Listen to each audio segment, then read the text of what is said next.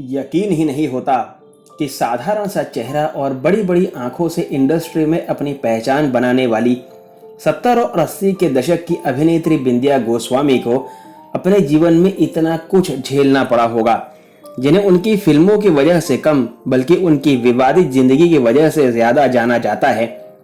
बिंदिया की फोटो 14 साल की उम्र में फिल्म फेयर कवर पर छपी थी।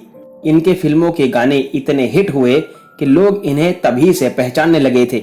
नमस्कार, फिल्मी तराना चैनल के एक और बेहतरीन एपिसोड में आप सभी का स्वागत है। बिंदिया गोस्वामी का जन्म 6 जनवरी 1962 को राजस्थान के भरतपुर में हुआ था। इनके पिता का नाम वेणुगोपाल गोस्वामी था, जो कि तमिल एंकर थे। इनकी मां का नाम डॉली था, जो कि एक कैथोलिक थी। कुछ लोगों का मानना है कि बिंदिया के पिताजी वल्लभ संप्रदाय के पृष्ठ भी थे। इन्होंने 7 शादियां की थी, जिनमें से एक बिंदिया की मां डॉली थी। बिंदिया के पड़ोसी म्यूजिक कंपोजर प्यारेलाल थे। एक दिन प्यारेलाल जी के घर पर एक पार्टी रखी गई थी, जिसमें बिंदिया के परिवार को भी पड़ोसी होने के नाते बुलाया गया था। वहीं पर बिंदिया को देखकर एक्ट्रेस हेमा मालिनी की माता जया चक्रवर्ती को बिंदिया में अपनी बेटी हेमा की झलक दिखी, तो उन्होंने अपने कुछ जानने पहचानने वाले निर्देशकों से बिंदिया के बारे में बात की। उस वक्त बिंदिया की उम्र महज 14 वर्ष की थी। तभी कुछ निर्देशकों ने उन्हें अपनी फिल्मों के लिए ऑफर दिया और बिंदिया ने ऑफर को एक्सेप्ट कर लिया और फिर वहीं से शुरू हुआ बिंदिया गोस्वामी का फिल्मी सफर। 1976 में बिंदिया की पहली फिल्म जीवन ज्योति आई। इस फिल्म में बिंदिया के हीरो विजय अरोड़ा थे। यह फिल्म पर्दे पर ज्यादा नहीं चली, लेकिन बिंदिया का काम लोगों को जरूर पसंद आया। 1978 में डायरेक्टर वासु चटर्जी को फिल्म खट्टा मीठा रिलीज हुई, जो कि हिट रही। बिंदिया की यह फिल्म कॉमेडी फिल्म थी और लोगों को काफी पसंद भी आई थी। इसी के बाद बिंदिया को अच्छी एक्टिंग करने के लिए जाना जाने लगा।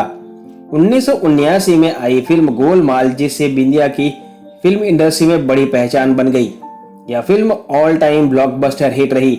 बिंदिया को अब बड़े बजट की फिल्मों में काम भी करने का मौका मिलने लगा। बिंदिया को एक्टर शशि कपूर के साथ फिल्म शान में काम करने का मौका मिला, लेकिन ये औसत फिल्म रही। बिंदिया की 1982 में 4 फिल्में रिलीज हुई, जिनमें फिल्म हमारी बहू, अलका और आमने सामने ने अच्छी कमाई की और काफी सफल भी रही। इन फिल्मों से बिंदिया को काफी लोकप्रियता मिली। बिंदिया की आखिरी फिल्म 1987 में मेरा यार मेरा दुश्मन रिलीज हुई थी। इसके साथ ही बिंदिया ने फिल्में करना छोड़ दिया। बिंदिया ने अपने करियर में 40 फिल्मों में काम किया। बिंदिया ने सबसे ज्यादा फिल्में एक्टर विनोद मेहरा के साथ की थी। फिल्मों के दौरान ही बिंदिया को विनोद मेहरा से प्यार हो गया था, जबकि विनोद मेहरा पहले से ही शादीशुदा थे। विनोद मेहरा की शादी उनके घर वालों की मर्जी से हुई थी। विनोद मेहरा अपनी पत्नी को धोखा दे रहे थे और बिंदिया के साथ प्यार की पतंगे उड़ा रहे थे। बिंदिया विनोद के प्यार में ऐसी पड़ी हुई थी कि उन्हें यह तक नहीं पता चल रहा था कि विनोद मेहरा शादीशुदा हैं और मैं उन दोनों के बीच में आ रही हूँ। हद तो तब हो गई जब इनके एक करीबी दोस्त ने अचानक यह जानकारी दी कि यह दोनों चोरी छुपे शादी के बंधन में बंध चुके हैं और अब एक साथ रहने लगे हैं। जब यह बात मालूम हुई थी, तब उस वक्त बिंदिया महज 18 साल की थी। जब यह जानकारी मीडिया को लगी तो सनसनी की तरह चारों तरफ फैल गई। विनोद मेहरा की पत्नी को जब इस बात का पता चला तो उनके घर में हंगामा हो गया। अभी तक तो विनोद शूटिंग के बहाने से बिंदिया के साथ रहते थे, लेकिन अब उनका घर से निकलना ही मुश्किल हो रहा था। इधर विनोद मेहरा की पहली पत्नी के भाइयों ने बिंदिया को धमकी देना शुरू कर दिया। विनोद मेहरा की पत्नी के पिता ने भी विनोद मेहरा को काफी धमकियां दी।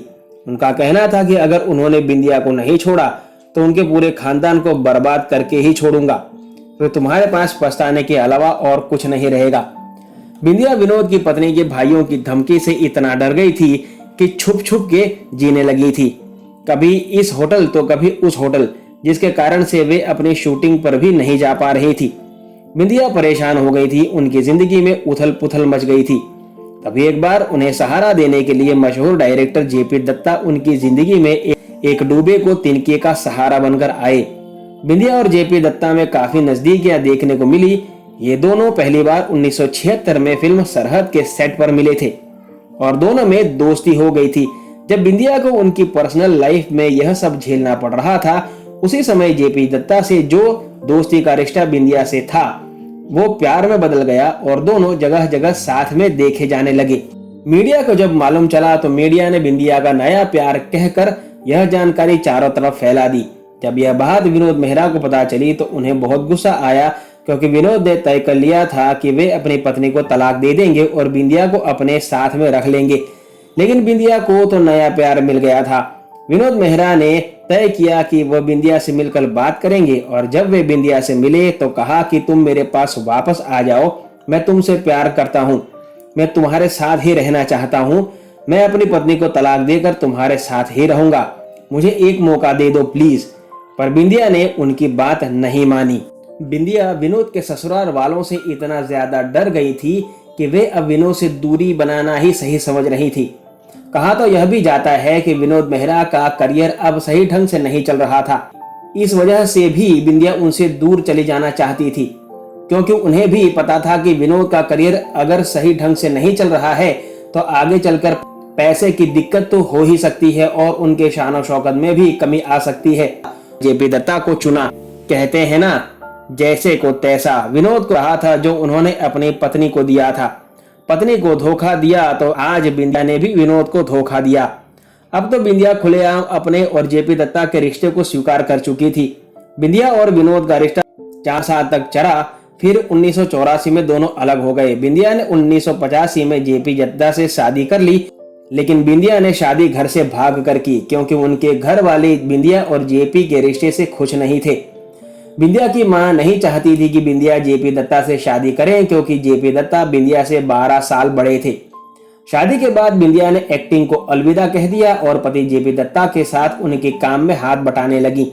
बिंदिया और जेपी दत्ता की 2 बेटियां हैं, निधि और सिद्धि। बिंदिया आज एक कॉस्ट्यूम डिजाइनर हैं और अपने पति की फिल्मों के लिए भी बिंदिया कॉस्ट्यूम डिजाइन करती हैं। बिंदिया ने रानी मुखर्जी, माधुरी दीक्षित, करीना कपूर, करिश्मा कपूर, काजोल, जूही चावला, शिल्पा शेट्टी आदि अभिनेत्रियों के लिए कॉस्ट्यूम डिजाइन किए हैं। बिंदिया आज अपने परिवार के साथ मुंबई में रहती हैं और अपने पति एवं बिटिया के साथ खुशहाल जिंदगी बिता रही हैं। कैसा लगा आपको बिंदिया गोस्वामी के बारे में हमारा बनाया गया ये वीडियो, मुझे कमेंट बॉक्स में जरूर बताइएगा। साथ ही बिंदिया गोस्वामी की कौन सी फिल्म आपको सबसे ज्यादा पसंद है ये भी कमेंट बॉक्स में लिखना ना भूलिएगा। आपसे मुलाकात होगी जल्द, तब तक अपना ख्याल रखें। धन्यवाद।